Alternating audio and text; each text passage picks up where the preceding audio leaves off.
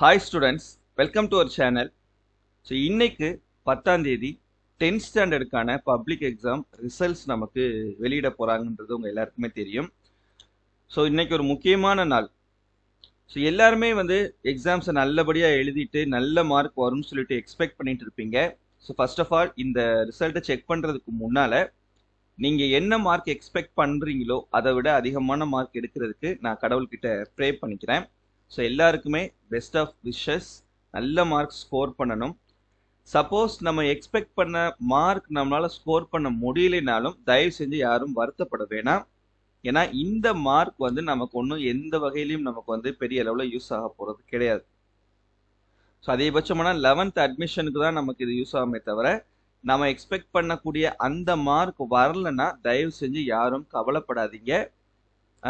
அடுத்தடுத்த எக்ஸாம்ஸ் +1 +2 எக்ஸாம்ஸ்லாம் நம்ம என்ன பண்ணிக்கலாம், நல்ல மார்க் ஸ்கோர் பண்ணிக்கலாம். இன்னும் நமக்கு டைம் இருக்குது. ஸோ அதனால பி பாசிட்டிவாக ஃபீல் பண்ணிட்டு என்ன மார்க் வருதோ அதை நீங்கள் முழு மனசோட ஏற்றுக்கோங்க. சரியா?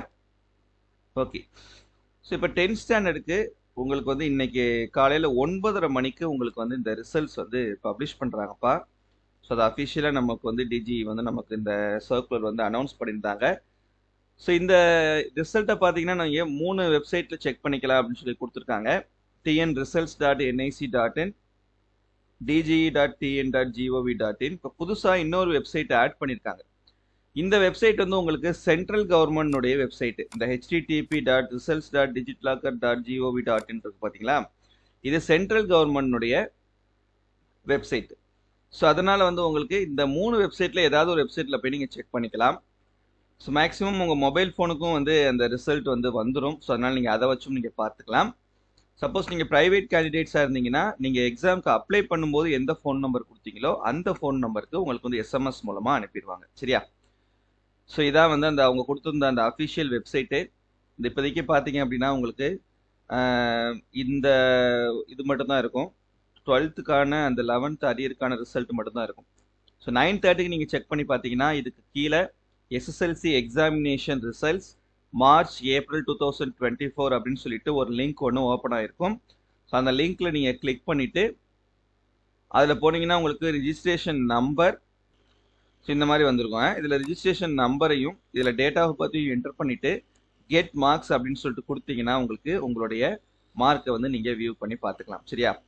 ஸோ அப்புறம் இந்த இன்னொரு வெப்சைட் பார்த்தீங்கன்னா இந்த டிஜிலாக்கர் அப்படின்ற வெப்சைட் இந்த வெப்சைட் இது சென்ட்ரல் கவர்மெண்டோட வெப்சைட். இப்போ புதுசாக இதுவும் நம்ம கொடுத்துட்டாங்க. இங்கே கொடுத்துருக்காங்க பாருங்க, Tamil Nadu state board class 10 coming soon கொடுத்துருக்காங்க பாருங்க. ஸோ நீங்கள் 9:30 போய் செக் பண்ணி பார்த்தீங்கன்னா இந்த இடத்துல கூட நீங்கள் இப்படி வந்துடும், கெட் கிளாஸ் 10 ரிசல்ட்ஸ் அப்படின்னு சொல்லிட்டு இந்த இடத்துல வந்துடும். ஸோ அதை கிளிக் பண்ணி கூட நீங்கள் என்ன பண்ணிக்கலாம், உங்களுடைய register number and date of birth கொடுத்து உங்களுடைய ரிசல்ட்டை நீங்கள் வியூ பண்ணி பார்த்துக்கலாம். சரியா? ஸோ யாரும் தயவு செஞ்சு கவலைப்படாதீங்க. எல்லாருக்கும் நல்ல மார்க் ஸ்கோர் கிடைக்கும்.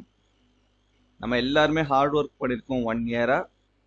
ஸோ இப்போ வேல்யூஷன் பொறுத்த வரைக்கும் நான் கேள்விப்பட்டதை நான் சொல்லிடுறேன். வேல்யூஷன் பொறுத்த வரைக்கும் எல்லா சப்ஜெக்ட்ஸுமே கொஷின் பேப்பர் ஈஸியாக தான் இருந்தது.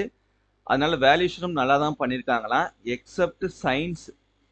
ஏன்னா சயின்ஸ் மட்டும்தான் பார்த்தீங்கன்னா கொஞ்சம் கொஷினும் ஓரளவு, அதை ரொம்ப கஷ்டம்லாம் கிடையாது. சயின்ஸ் கொஷினுமே கொஞ்சம் மற்ற சப்ஜெக்ட்ஸை கம்பேர் பண்ணும்போது கஷ்டம் அப்படின்னு சொல்லக்கூடிய ஒரே ஒரு சப்ஜெக்ட் சயின்ஸ் மட்டும்தான். அந்த சயின்ஸில் தான் கொஞ்சம் ஃபெயிலியர்ஸ் அதிகம் சொல்லிட்டு நான் கேள்விப்பட்டேன். ஸோ அதனால் தயவு செஞ்சு சப்போஸ் மேக்ஸிமம் வராது. சப்போஸ் யாராவது ஒருத்தவங்களுக்கு ஒரு சப்ஜெக்ட் ஏதாவது நீங்கள் லேக் ஆகிட்டா கூட அதை பற்றி கவலைப்பட வேணாம். அடுத்து நமக்கு சப்ளிமெண்ட்ரி எக்ஸாம் கண்டிப்பாக கண்டக்ட் பண்ணுவாங்க. அதை எழுதி கூட நீங்கள் என்ன பண்ணிடலாம்னா பாஸ் பண்ணிடலாம். சரியா? That's it. வேறு ஏதாவது உங்களுக்கு டவுட் இருந்ததுன்னா கமெண்ட்டில் கேளுங்க. தேங்க்யூ.